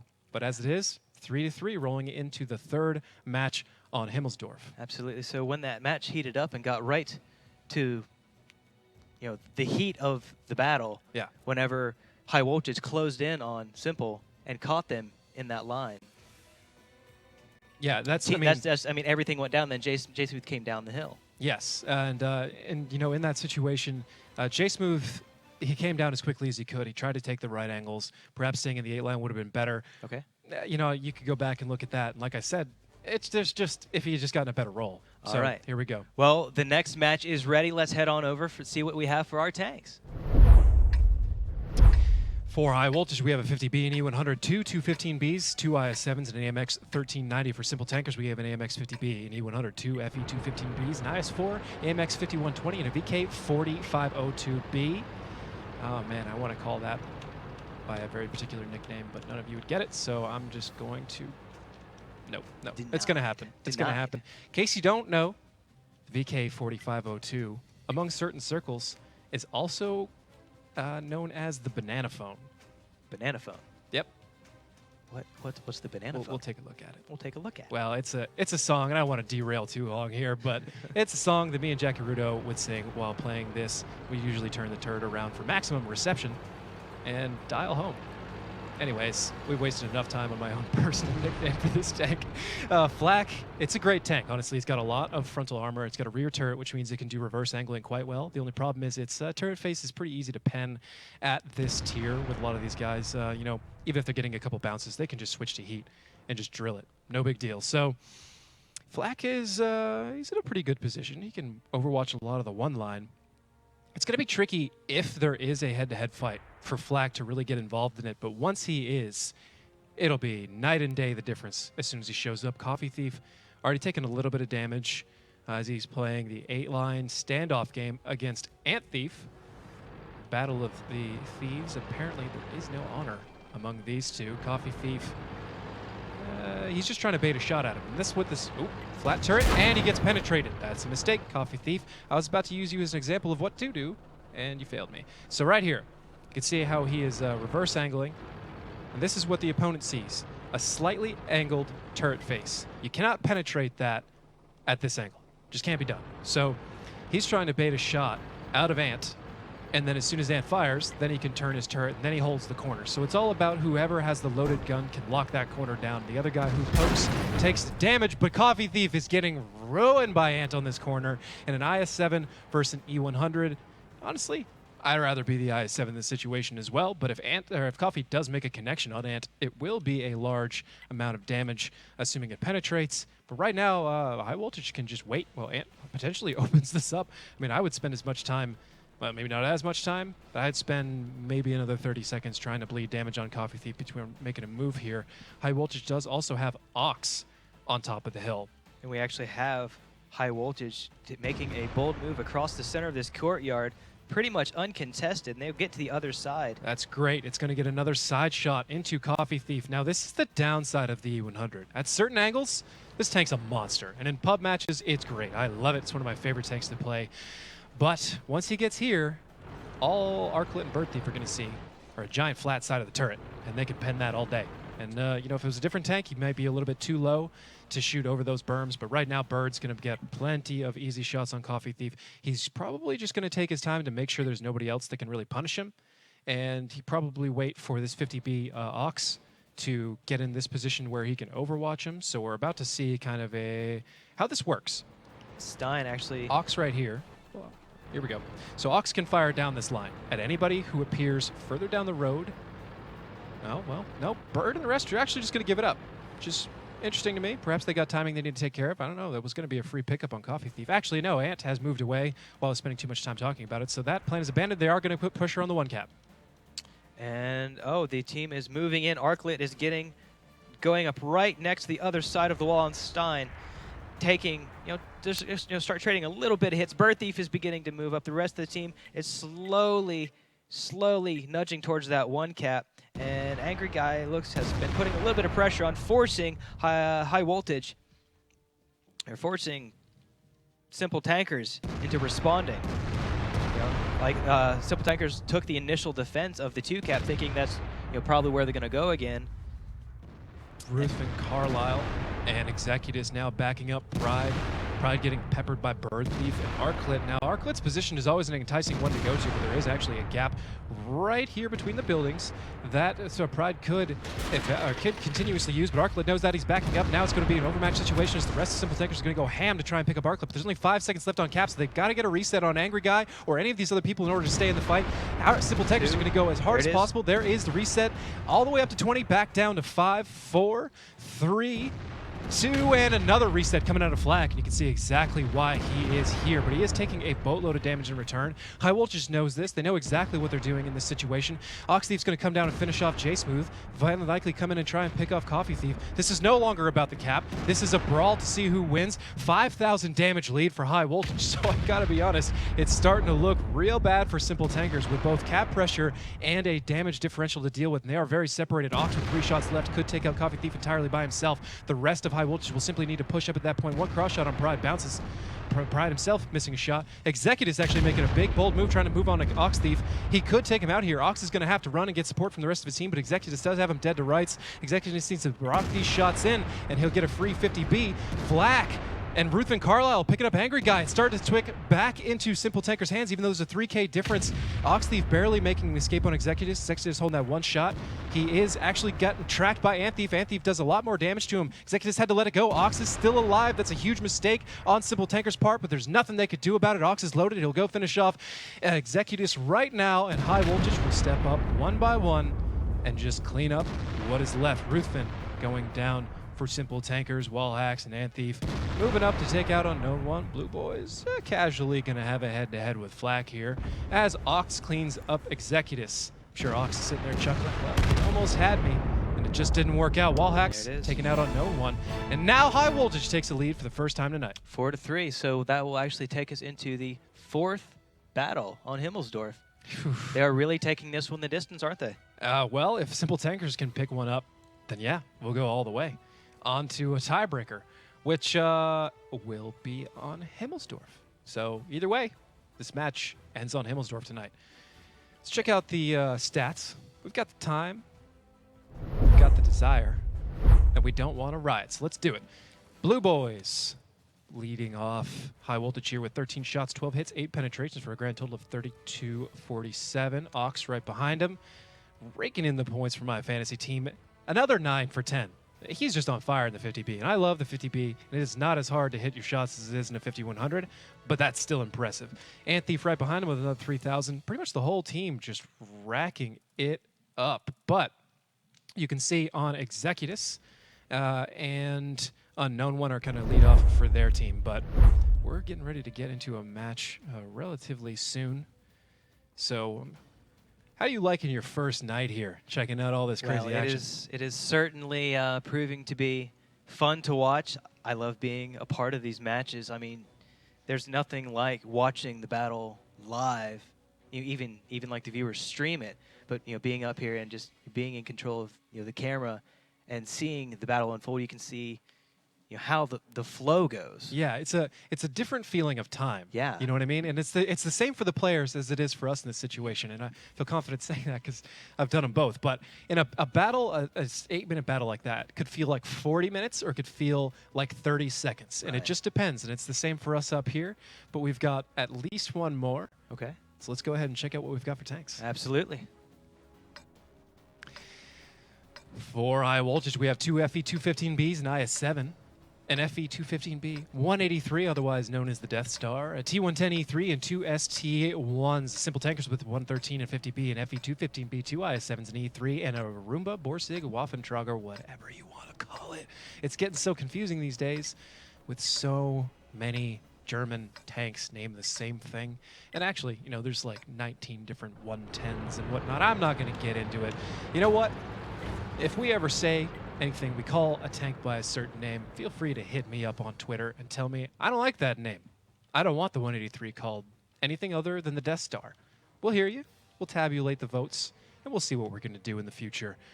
High Voltage, 1 game away from crushing Simple Tankers' dreams right now. I'm sure Simple Tankers want this so bad, but High Voltage is on defense, so it's an uphill battle for Simple Tankers.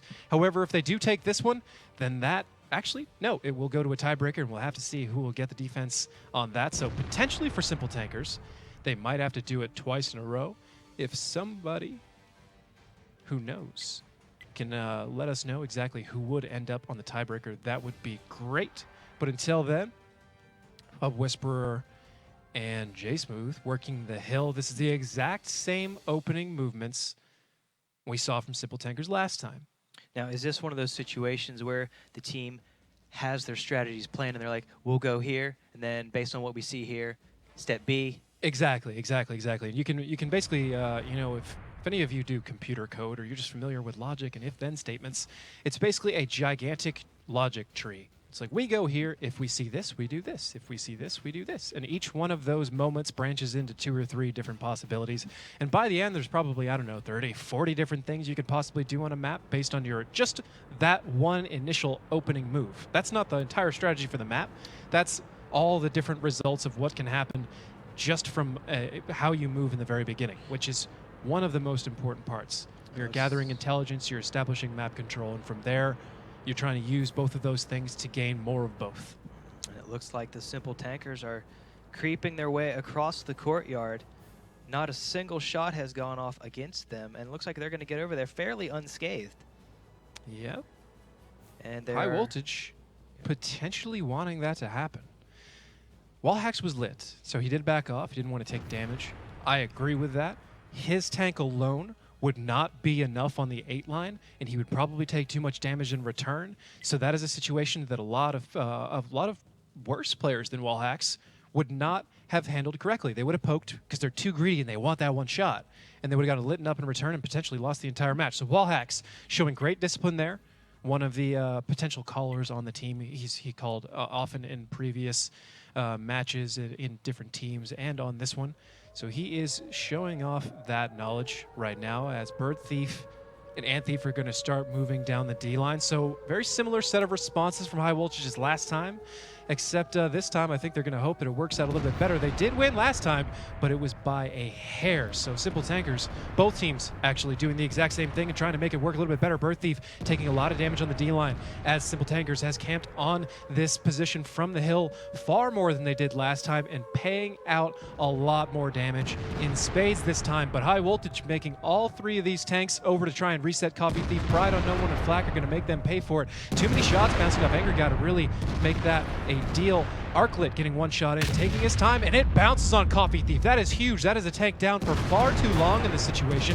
High Voltage trying to capitalize on their gaining ground in the D line, while the rest of Simple Tankers are trying to capitalize on the kind of fumble that's going on here. But High Voltage isolating Coffee Thief and taking it down. Simple Tankers is simply too far away, but they have bled a lot of hit points. The 3,000 damage lead by Simple Tankers right now. They can convert that into a win, but J-Smooth goes down. Pub Whisperer is still halfway loaded. If High Voltage can pour on the damage right now, they may dig themselves out of this hole, but Ant Thief goes down to Executus. Pub Whisperer is almost loaded, and if High Voltage does not get moving quickly, Bird Thief and Wallhax will be left hanging out to dry to this collection of 4 heavy tanks here in the bottom. They have to make a movement. They have to prevent Pub Whisperer from locking down Ox and Angry, or the other way around. If Ox wants to spend his time locking out Pub Whisperer, that'll be enough, but Bird Thief goes down to Executus. This is starting to snowball. We may be looking at a tiebreaker here. Absolutely. The favor is simply in Simple Tankers. The HP is there. And, they've been doing exactly what they should be doing on this map. And, they're isolating the teams that they need to. And they know it seems like they know when High Voltage is going to be peeking around that corner. They've had some of these shots already set up. It is a very delicate dance indeed. Both teams taking a little bit of a breather here. Or maybe they just want allow us to catch our breath. Maybe. You know, viewers need a little bit of a break after that much intensity. Certain Pride, Unknown One and Flack stepping up. They will have a head-to-head with Ox Thief and Blue Boys. Blue Boys taking a boatload of damage. Executus and Pub Whisperer lighting up Angry Guy. Angry Guy goes down one after another. Blue Boys is next. Unknown One and Flack stepping up, going for the long shot. Blue Boys takes 411. He goes down to Unknown One. Now it's only Ox Thief and Wallhacks trying to hold on for dear life and bring High Voltage home, but they cannot do it. 840 damage to Ox Thief. Ox Thief goes down to Flack, and now it is everyone on Wallhacks as he just cries. Lonely here in his STI, and we've tied it up.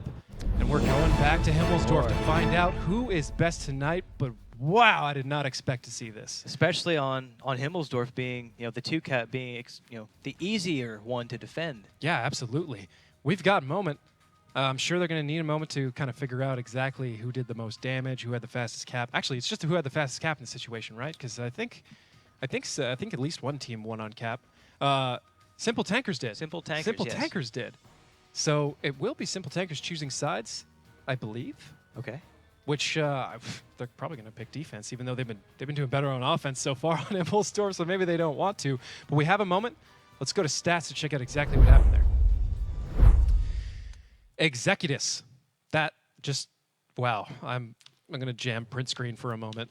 4,700 damage. I think 12 screenshots will be enough. Executus, 4748.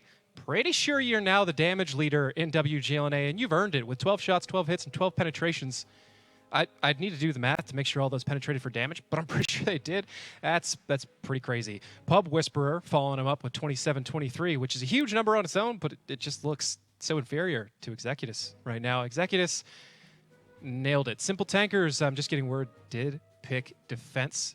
Let's go ahead and check out High Voltage. Ox. No surprise here, 23-46 for his team. He did that in 3 shots. That's more of a statement about the E3 itself than anything else. That tank is ridiculous. We Simple have Tankers. a timeout by Taking a Simple timeout. Tankers.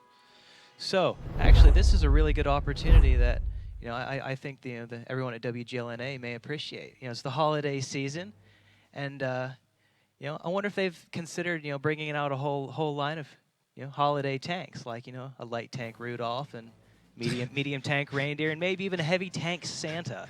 How do you feel about that? I'm just trying to imagine what this would even be. It's like a long train of RU-251s towing a mouse. Yes. I could see that. Yeah, and you could see You could have Ute hanging out of the mouse hatch with like a crazy clown fiesta Santa hat.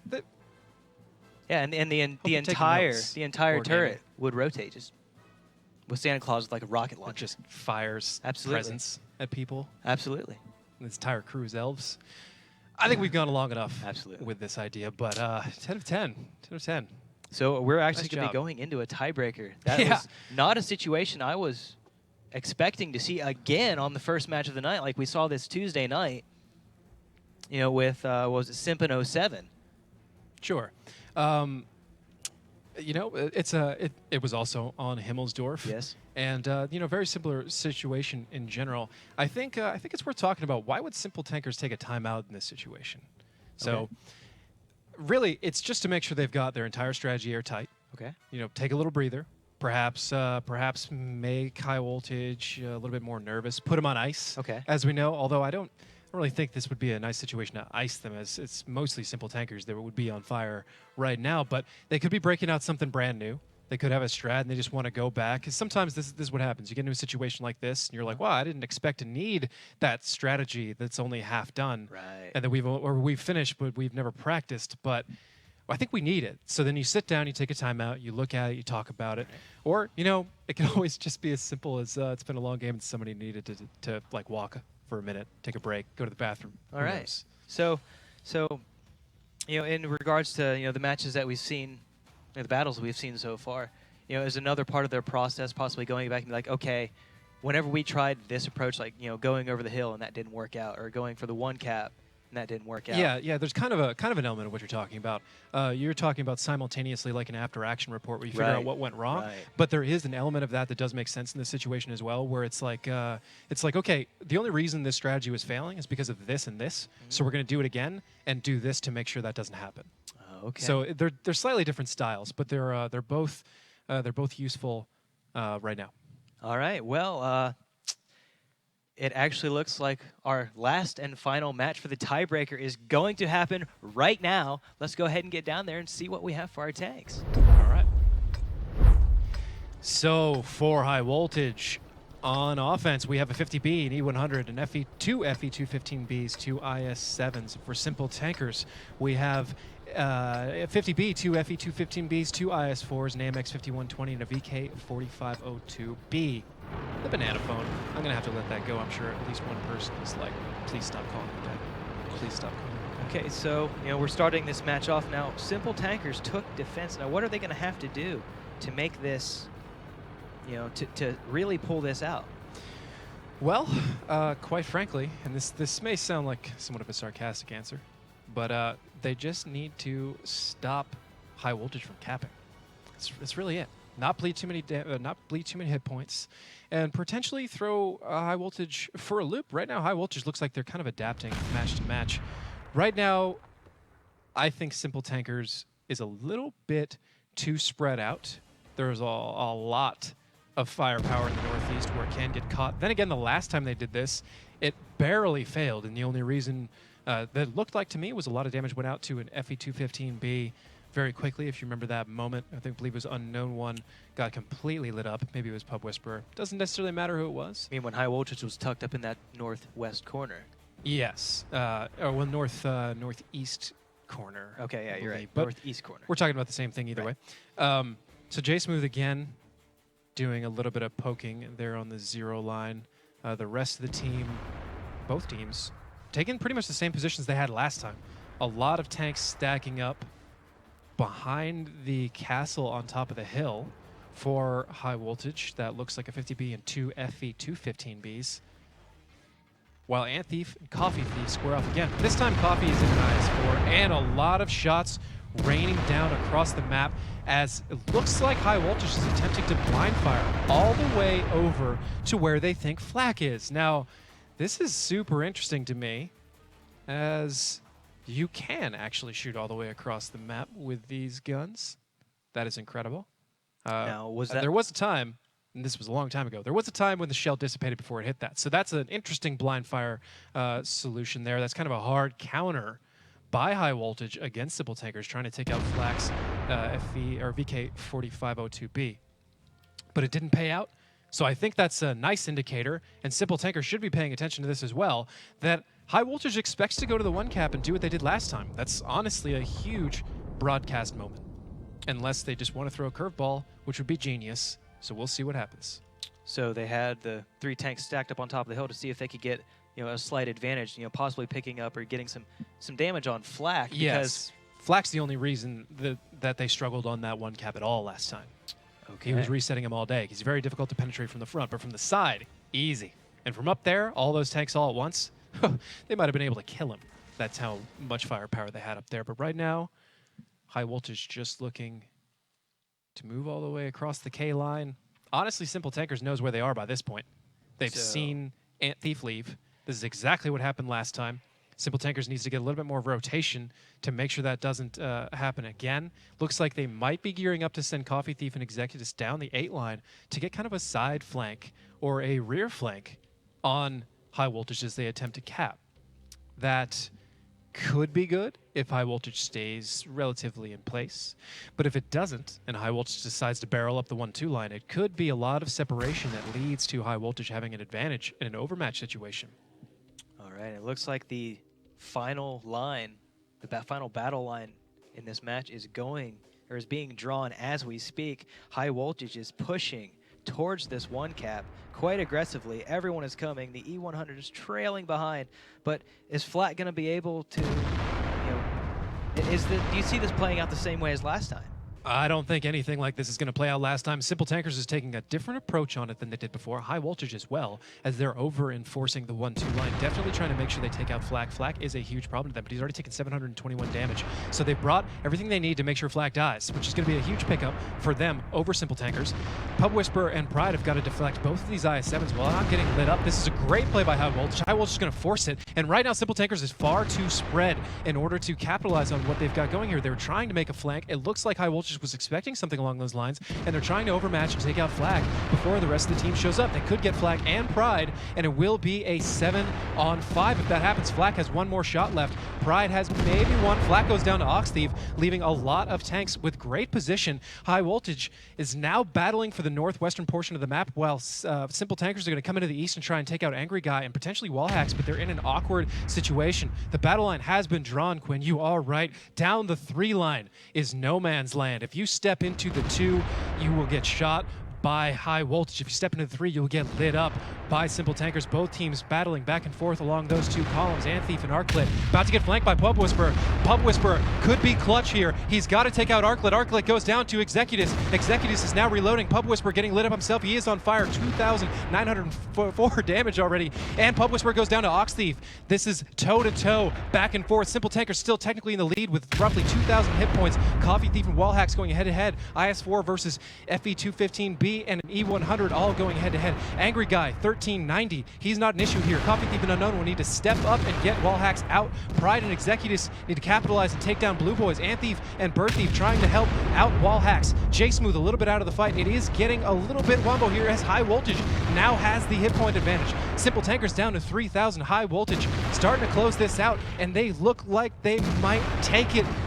Bird Thief is in. Coffee Thief goes down to Wall Hacks. Bird Thief and Anthief are going to move in, take out Executus, and what was, for a moment, looking like it was going to be a Simple Tankers victory. Pride actually taking out Anthief. Maybe I can't call this over yet. It is as 4 to Executus 3. has 4 shots left, and there we go. Ox Thief now in. He's going to rain on Executus Parade, just like he did last time. Ox says, not my house, sends Executus home packing, angry, and Wall Hacks in a little bit of an awkward situation. But Pride is 1 shot for Ox. Ox has 2 to make sure he goes down. J-Smooth, he basically has to put the entire team on his shoulders right now. He's going to have to come in, kill Wall Hacks and Angry Guy without taking a shot in return.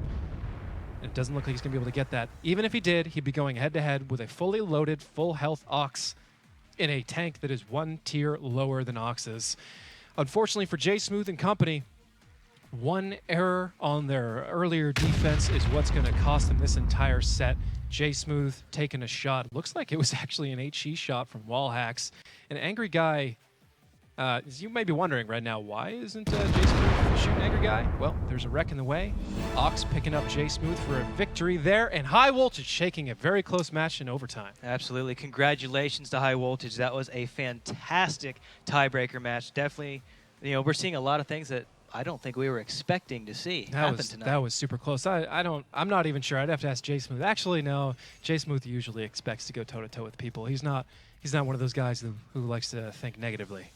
Now we saw them attempt. They put 3 tanks up on top of the hill, shooting over towards the 1 cap, trying to get some damage on that one that gave them so much trouble last time. But this time, like you said, they didn't get it from the hill. Right. But they just overmatched. They took everything they had and went down the 1 line.